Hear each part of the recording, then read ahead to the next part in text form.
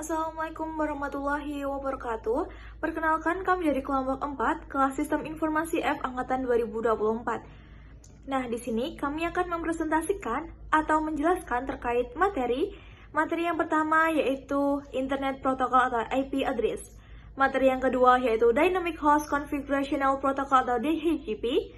Materi yang ketiga yaitu MAC Address and Address Resolution atau ARP.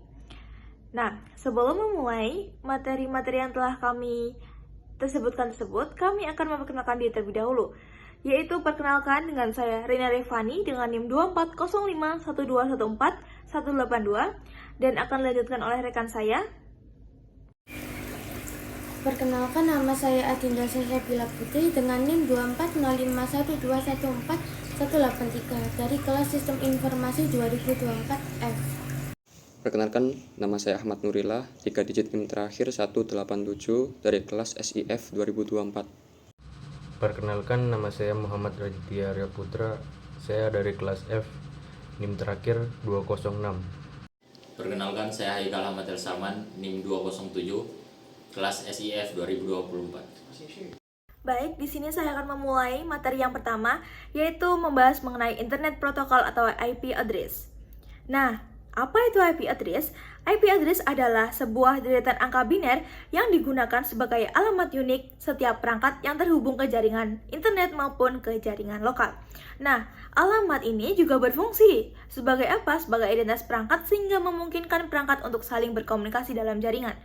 Pada umumnya, IP adalah kombinasi dari angka-angka yang dipisahkan oleh tanda titik atau IPv4 atau tanda titik 2 yaitu IPv6. Nah, contoh sederhananya dari alamat IPv4 adalah 192.168.1.1. Sedangkan contoh dari IPv6 adalah 20.1.2odb8.2.235A3.2O37.27334. Kemudian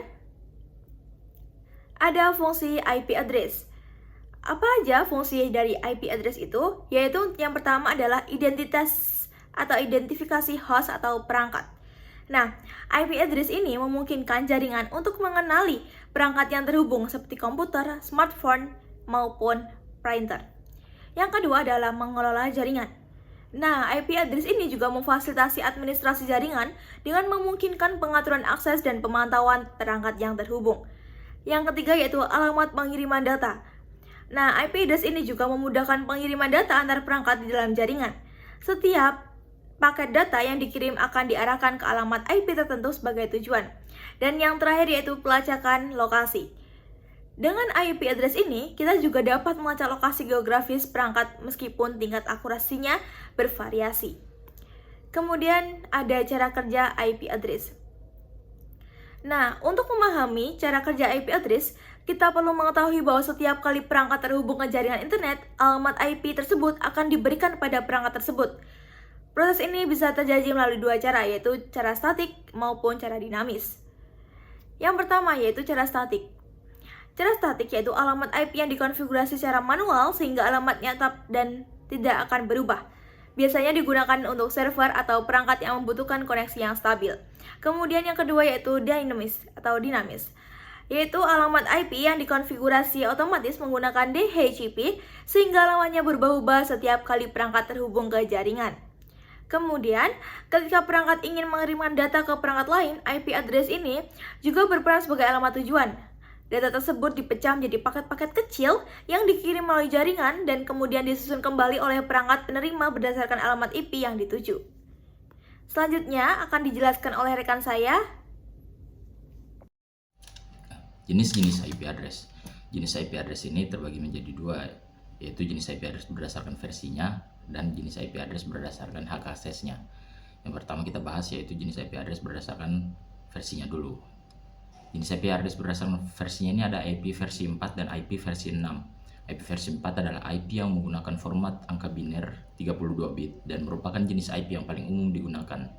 Namun, karena jumlah perangkat yang terhubung ke internet semakin banyak, stok alamat IP versi 4 semakin menipis. Kemudian ada IP versi 6. IP versi 6 ini dibuat untuk menggantikan IP versi 4 dengan format angka 128 bit. yang memungkinkan jumlah alamat IP yang jauh lebih banyak. Kemudian kita bahas jenis IP address berdasarkan hak aksesnya. Yang pertama ada public IP address. Public IP address adalah alamat IP yang digunakan untuk mengidentifikasi perangkat pada jaringan global atau jaringan internet. Alamat ini dapat diakses dari mana saja. Kemudian yang kedua ada private IP address, yaitu alamat IP yang digunakan dalam jaringan lokal atau jaringan LAN, seperti di rumah, di kampus, ataupun di kantor. Alamat ini tidak bisa diakses langsung dari internet tanpa menggunakan Network Address Translation alias NAT. Kemudian kita lanjut ke pembahasan berikutnya, yaitu cara alamat IP didistribusikan. Nah, distribusi alamat IP diatur oleh organisasi internasional yang dikenal dengan IANA alias Internet Assigned Numbers Authority yang membagi tugas ke 5 RIR, yaitu Regional Internet Registries di berbagai wilayah di dunia. RIR ini bertanggung jawab untuk mendistribusikan blok alamat IP kepada ISP Internet alias Internet Service Providers dan perusahaan di wilayah mereka. Ketika seseorang berlangganan layanan internet dari ISP, maka ISP tersebut akan memberikan alamat IP kepada perangkat pengguna secara otomatis. Untuk jaringan lokal, router seringkali berperan sebagai pemberi private IP kepada perangkat-perangkat di dalam jaringan tersebut. Kemudian kita lanjut ke ancaman keamanan terkait alamat IP. Ada 4 ancaman keamanan yang seringkali terjadi terkait alamat IP. Yang pertama ada serangan DDoS, yaitu serangan yang dapat membanjiri alamat IP dengan lalu lintas palsu sehingga layanan menjadi tidak dapat diakses. Kemudian ancaman kedua yaitu spoofing IP. Ya, spoofing IP ini adalah teknik yang memungkinkan penyerang untuk menyamar sebagai alamat IP yang sah sehingga dapat mengakses data kita secara ilegal ataupun mencuri identitas kita. Kemudian yang ketiga ada pelacakan lokasi. Alamat IP itu dapat digunakan untuk melacak lokasi geografis seseorang meskipun tidak sepenuhnya akurat. Hal ini dapat mengancam privasi, tetap bisa mengancam privasi kita. Kemudian yang keempat ada pemalsuan identitas, yaitu penyerang dapat menggunakan IP address untuk melakukan aktivitas yang mencurigakan. Kemudian dia menyalahkan orang lain karena identitas yang sudah diambil tadi. Nah, untuk mengatasi ancaman-ancaman tersebut, sangat penting bagi kita untuk menggunakan alat keamanan seperti VPN alias Virtual Private Network yang dapat menyembunyikan IP address dan memanfaatkan teknologi blockchain untuk meningkatkan keamanan dan transparansi data. Materi yang kedua yaitu Dynamic Host Configuration Protocol atau yang disebut dengan DHCP. Apa itu DHCP? DHCP yaitu kepanjangan dari Dynamic Host Configuration Protocol. DHCP adalah sebuah protokol jaringan yang digunakan untuk mengotomatisasi konfigurasi IP pada jaringan komputer sehingga dapat menggunakan layanan seperti NTP, DNS, dan protokol berbasis UDP atau DHCP. Protokol ini memungkinkan perangkat di jaringan untuk secara dinamis memperoleh alamat IP dan pengaturan jaringan lainnya secara otomatis dari server DHCP. Selain alamat IP, DHCP juga dapat mengkonfigurasi informasi lainnya seperti subnet mask, gateway default, DNS, dan pengaturan jaringan lainnya. Hal ini memungkinkan perangkat untuk secara otomatis mendapatkan pengaturan jaringan yang benar tanpa perlu konfigurasi manual. Dengan adanya DHCP, administrasi jaringan menjadi lebih efisien karena tidak perlu mengkonfigurasi setiap perangkat secara manual. DHCP juga memungkinkan fleksibilitas dalam mengalokasikan alamat IP yang dapat digunakan secara dinamis oleh perangkat di jaringan. Fungsi DHCP. Fungsi DHCP adalah untuk mengotomatisasi dan menyederhanakan proses konfigurasi IP pada jaringan komputer. Berikut adalah beberapa fungsi utama DHCP. Yang pertama yaitu penyediaan alamat IP. DHCP mengalokasikan secara dinamis alamat IP kepada perangkat yang terhubung ke jaringan. Dengan menggunakan DHCP, perangkat tidak perlu mengkonfigurasi secara manual, sehingga menghemat waktu dan usaha administratif. Yang kedua yaitu konfigurasi pengaturan jaringan. Selain alamat IP, DHCP juga dapat mengkonfigurasi pengaturan jaringan lainnya, seperti subnet mask, gateway default, DNS, dan informasi lain yang diperlukan untuk koneksi ke jaringan. Selanjutnya yaitu ada manajemen penggunaan alamat IP. DHCP membantu pengelolaan penggunaan alamat IP di jaringan. Server DHCP mengontrol dan mengalokasikan alamat IP yang tersedia secara dinamis kepada perangkat yang membutuhkannya. Ini memastikan bahwa tidak ada konflik alamat IP di jaringan. Selanjutnya yaitu jenis-jenis DHCP. Yang pertama yaitu DHCP server berbasis perangkat keras. Jenis ini adalah DHCP yang terintegrasi dalam perangkat keras khusus seperti router atau switch.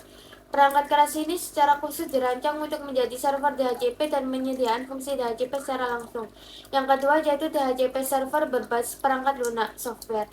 Jenis ini adalah DHCP server yang dijalankan sebagai perangkat lunak pada sistem operasi komputer seperti Windows Server, Linux, atau Unix. Perangkat lunak ini dapat diinstal dan dikonfigurasi pada server fisik atau virtual untuk menyediakan layanan DHCP. Yang ketiga yaitu DHCP server internal. Jenis ini adalah DHCP server yang digunakan dalam jaringan lokal LAN tertentu untuk mendistribusikan alamat IP kepada perangkat-perangkat yang terhubung ke jaringan tersebut. DHCP server ini umumnya dikelola administrator jaringan internal. Selanjutnya yang keempat adalah DHCP server public. Jenis ini adalah DHCP server yang disediakan oleh penyedia layanan internet, ISP, atau organisasi yang lebih besar untuk mendistribusikan alamat IP kepada pelanggan mereka. DHCP server ini digunakan untuk mengalokasikan alamat IP publik ke yang unik kepada pelanggan agar mereka dapat terhubung ke internet. Selanjutnya yaitu adalah DHCP Relay Agent. Ini bukan jenis DHCP server yang sebenarnya, tetapi perangkat atau perangkat lunak yang berfungsi sebagai perantara antara DHCP server dan jaringan pengguna. DHCP Relay Agent mengirimkan permintaan DHCP dari klien yang terhubung ke jaringan DHCP server yang berada di jaringan yang berbeda. Setiap jenis DHCP server memiliki fitur dan fungsional yang sedikit berbeda tergantung pada solusi dan lingkungan jaringan yang digunakan. Pilihan jenis DHCP server yang tepat akan tergantung pada kebutuhan dan skala jaringan yang dimiliki. Kelebihan DHCP. Yang pertama, ada otomatisasi konfigurasi jaringan. DHCP server memungkinkan konfigurasi otomatis dari alamat IP dan pengatur jaringan lainnya untuk perangkat yang terhubung ke jaringan. Ini mengurangi tugas administratif yang rumit dan menghilangkan kebutuhan untuk mengkonfigurasi setiap perangkat secara manual. Yang kedua, ada menghindari konflik alamat IP. Dengan DHCP, server secara dinamis mengalokasikan alamat IP yang tersedia kepada perangkat yang membutuhkannya. Hal ini mengurangi risiko konflik alamat IP di jaringan yang menyebabkan gangguan dan ketidakstabilan. Yang ketiga, ada pemantauan dan manajemen sentral. DHCP server menyediakan fungsi pemantauan dan manajemen sentralistik. Ini memungkinkan administrator jaringan untuk melacak dan mengelola semua alamat IP yang digunakan dalam jaringan, memantau status penyewaan alamat IP, dan mengatur pengaturan jaringan secara efisien. Selanjutnya ada kekurangan DHCP. Yang pertama ada ketergantungan pada server. DHCP server harus selalu aktif dan berfungsi dengan baik untuk memberikan konfigurasi jaringan kepada perangkat. Jika server mengalami gangguan atau tidak berfungsi, maka perangkat yang baru terhubung ke jaringan tidak akan mendapatkan konfigurasi IP, yang dapat mengakibatkan ketidakmampuan perangkat tersebut untuk berkomunikasi di jaringan. Yang kedua, ada potensi konflik IP. Meskipun DHCP server dirancang untuk menghindari konflik alamat IP dengan mengalokasikan alamat IP yang tersedia secara dinamis, masih ada kemungkinan terjadinya konflik jika ada perangkat yang menggunakan alamat IP yang sama secara manual. Konflik ini dapat menyebabkan masalah jaringan seperti ketidakstabilan atau gangguan komunikasi. Yang ketiga, ada pengaturan konfigurasi yang tidak sesuai. Dalam beberapa kasus, konfigurasi yang diberikan oleh DHCP server mungkin tidak sepenuhnya sesuai dengan kebutuhan spesifik suatu perangkat atau pengguna. Ini dapat mempengaruhi kinerja atau kemampuan perangkat dalam mengakses sumber daya jaringan tertentu. Dalam hal ini, konfigurasi jaringan perlu disesuaikan secara manual. Materi selanjutnya ada MAC Address and Address Resolution atau ARP. Pengertian MAC Address: sebuah alamat jaringan yang diimplementasikan pada lapisan taut data dalam model 7 lapisan OSI yang mempresentasikan sebuah node tertentu dalam jaringan. Dalam sebuah jaringan berbasis Ethernet, alamat MAC merupakan alamat yang unik yang memiliki panjang 48 bit yang mengidentifikasikan sebuah komputer antarmuka dalam sebuah perut. atau node lainnya dalam jaringan. Yang kedua ada pengertian Address Resolution atau ARP. Protokol yang digunakan untuk menerjemahkan IP address ke MAC address dalam jaringan lokal. Ketika sebuah perangkat dalam jaringan lokal ingin mengirim data ke perangkat lain, ia perlu mengetahui alamat MAC perangkat tujuan untuk memastikan data terkirim melalui layar Ethernet. Jenis-jenis address resolution. Yang pertama ada ERP request. Pesan ini dikirimkan ke seluruh perangkat yang terhubung dalam jaringan oleh perangkat sumber yang berperan sebagai broadcaster. ERP request hanya dikirimkan apabila perangkat belum mengetahui alamat MAC penerima. Lalu kedua ada ERP reply. Pesan ini merupakan unicast yang dikirimkan oleh perangkat tujuan ke perangkat sumber, berisi MAC address dan IP address miliknya. Lalu ada reverse ERP request. Pesan ini dikirimkan oleh perangkat sumber yang sudah mengetahui alamat MAC penerima, namun IP address-nya belum diketahui. Sederhananya, reverse ERP request adalah kebalikan dari ERP request. Yang terakhir ada reverse ERP response. Pesan ini merupakan unicast yang dikirimkan oleh perangkat tujuan untuk menanggapi permintaan IP address. Lalu cara kerja address resolution atau ERP. Yang pertama yaitu perangkat yang ingin berkomunikasi mencari alamat MAC yang dituju dalam cache ERP. Jika alamat MAC yang dicari tidak ada dalam cache ERP, perangkat pengirim akan mengirimkan pesan ERP request. Lalu pesan ERP request akan disiarkan ke semua perangkat dalam jaringan LAN. Perangkat yang alamat IP-nya cocok dengan alamat IP yang dicari akan mengirimkan pesan ERP reply. Perangkat pengirim akan memperbarui cache ERP-nya dengan alamat MAC tujuan. Perangkat pengirim dapat mengirim data ke perangkat tujuan menggunakan alamat MAC tujuan yang telah didapat. Lalu terdapat jenis-jenis MAC address. Yang pertama yaitu unicast. Alamat MAC yang mewakili NIC tertentu atau port NIC internal dalam jaringan. Alamat MAC unicast digunakan untuk komunikasi point-to-point antara dua perangkat. Lalu ada multicache.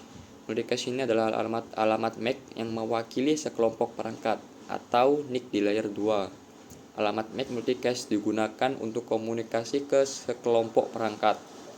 Lalu yang terakhir broadcast. Alamat MAC yang mewakili semua perangkat dalam jaringan. Alamat MAC broadcast digunakan untuk komunikasi ke semua perangkat dalam jaringan. Lalu cara kerja dari MAC address yaitu alamat MAC mengizinkan perangkat-perangkat dalam jaringan agar dapat berkomunikasi antara satu dengan yang lainnya. Sebagai contoh, dalam sebuah jaringan berbasis teknologi Ethernet, setiap header dalam frame Ethernet mengandung informasi mengenai alamat MAC dari komputer sumber atau source dan alamat MAC dari komputer tujuan. Beberapa perangkat seperti halnya jembatan dan pengalih layer 2 akan melihat pada informasi alamat MAC dari sumber dari setiap frame yang ia terima dan menggunakan informasi alamat MAC ini untuk membuat tabel perutaan internal secara dinamis. Perangkat-perangkat tersebut pun kemudian menggunakan tabel yang baru dibuat itu untuk meneruskan frame yang ia terima ke sebuah porta atau segmen jaringan tertentu di mana komputer atau node yang memiliki alamat MAC tujuan berbeda. Baik, sekian presentasi dari kelompok kami. Bila ada kurang lebihnya, kami mohon maaf yang sebesar-besarnya. Billahi taufiq wal hidayah wa ridha wal inayah. Wassalamualaikum warahmatullahi wabarakatuh.